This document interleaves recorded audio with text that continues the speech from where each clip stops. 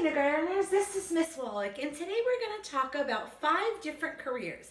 As you know, in May, we've had Teachers Day, we've celebrated police this week, nurses last week, and so this is a perfect time to talk about careers or community helpers. So today we're going to focus on 5. We're going to focus on dentist, doctor, teacher, police officer, and firefighter. And for each of these community helpers, we're going to talk about where do they work, what do they wear, what do they need to do their job, what do they do for their job, and a unique or a special fact. So the first community helper we're going to talk about is dentist.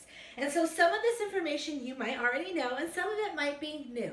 So where does a dentist work? They work in a dentist's office.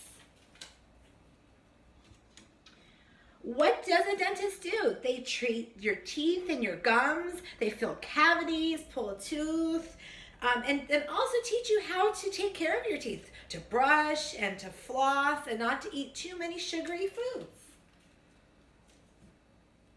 Now, a dentist doesn't have a specific uniform, but one thing most dentists wear is a white coat. This is to protect their clothes just in case anything gets on them. So they wear a white coat. And you're going to see the other community helpers also wear a white coat. A dentist needs quite a few things to do their job. They need an x-ray machine, they need dental picks, scrapes, a mirror, drill, toothpaste, toothbrush, even though their toothbrush looks a little different than ours, floss, and mask and glove to make sure they keep safe and they don't transfer our germs. We know a lot about that in our pandemic right now. And one unique fact about them is the average American spends 38 and a half days brushing their teeth. That's a long time if you add up all that brushing in your whole life.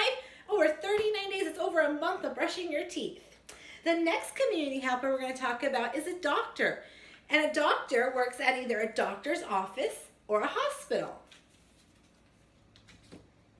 What does a doctor do? They treat patients, they help sick people, they teach people how to stay healthy, because if you stay healthy, then you only will have to go to the doctors for checkups, and they won't see you at a hospital.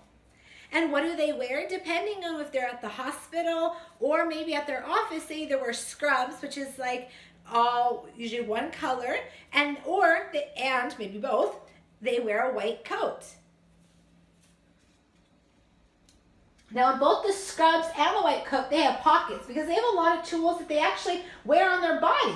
They have an otoscope, which is not on their body, that's to check your ears, a stethoscope, which usually they wear around their neck, a prescription pad if they need to give you some medicine, gloves, a mask, and a patient file. They need to know about you and write down what's going on.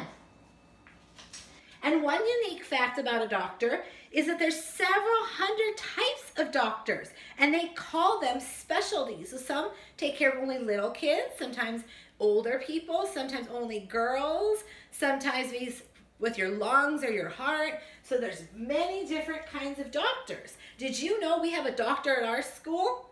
It's not a medical doctor. Dr. Cho has a doctor, but it's an education. So she's a doctor, but not this kind of doctor. She takes care of our minds. Doctors usually take care of our medical doctors take care of our bodies. The next is a teacher, and you know a lot about that because you see one every day when you're in school or over Zoom or these videos, and we work normally in a classroom. Right now we're working at our houses, but normally in a classroom. What do we do? Well, some of the things we do are plan lessons, manage students, and help students learn. We care a lot about our students also. What do we wear? Well, we wear professional attire, which means maybe a blouse, a skirt, a dress for girls, and then a dress shirt or dress pants for boys. So professional attire. We don't have a uniform, meaning that we don't all look exactly the same, but we just look professional. Some of the things we need to do our job is writing utensils like pencils and markers and Expo markers, computer with internet, textbooks, whiteboards, a desk, a projector. Now we sometimes need other things, but these are just some of the tools we need to do our job.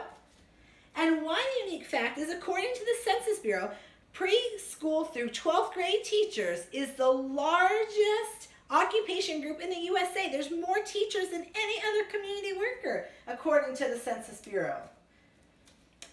Our next community helper is police. And I did an art project this week about police because it is police appreciation, but they work at either police stations, airports, schools, or around town. They have to drive around. So sometimes their job is all around town. They might direct traffic, enforce laws, protect people, or give aid during an accident.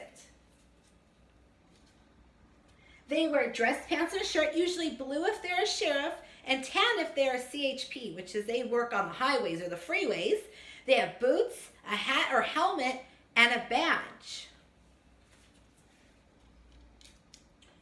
Some of their tools might be a gun, handcuffs, flashlight, a two-way radio, a baton, which is like a stick, it's right here, a police vehicle, and they might be driving in a car, or a motorcycle, or even a horse. Did you know the first grade teacher, Miss Mendoza, her husband is a police officer, but it's called mounted police, and that means he rides a horse. And one fact is that police know first aid because they usually are the first to arrive on an accident, and that's why they're called a first responder. Now, firefighters are also first responders, but a lot of times the police, because their cars are faster or their motorcycles are faster than the fire trucks, they get there first. And our last community helper is the firefighter. I have a lot of firefighters in my family. And, that's where that went. They work at a fire station. And they put out fires, they rescue and provide medical attention.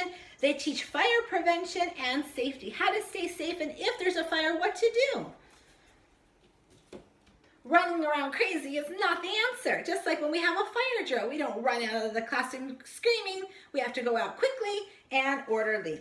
Some of the things that they need are fireproof turnouts. That's the stuff they put over their clothes, a helmet, waterproof boots, and fireproof gloves, because when they're out in a fire, they need to make sure that they don't get hurt. And some of the tools that a firefighter uses is a first aid kit, which their first aid kit looks very different than the one you might have at home. A fire hydrant, hoses, axe, two-way radio, and an air tank. And the air tank has a mask that they also put on so they can get the air. And that leads us to our fun fact.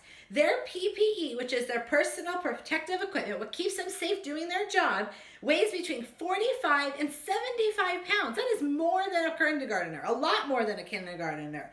And the reason why is that air tank weighs 45 pounds usually just on its own. So imagine if when you grow up having like maybe a second or a third grader on your back as you're trying to do your job. Well, thank you for joining me about careers. I hope you learned something new.